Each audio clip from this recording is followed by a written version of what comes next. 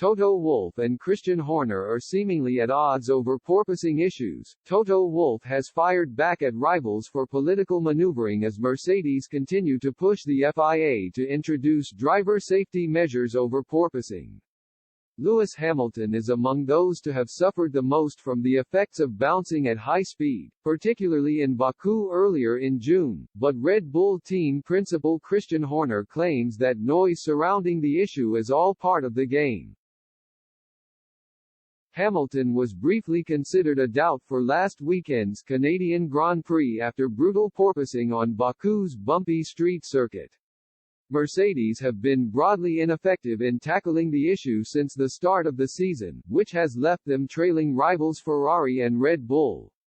The Brit did eventually turn out in Montreal, putting together a solid race to take his second podium of the season in P3.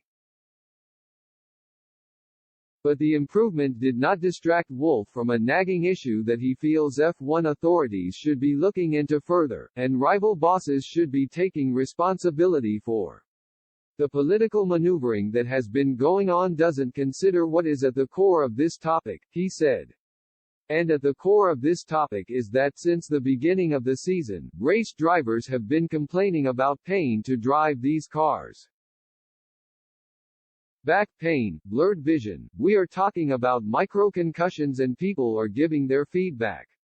In literally every team, I think just Alfa Romeo and Williams the first haven't heard anything from. Drivers have referred to the topic and it is something that we just need to tackle. Whatever the solution is, whatever technical change can be implemented, we need to go in that direction.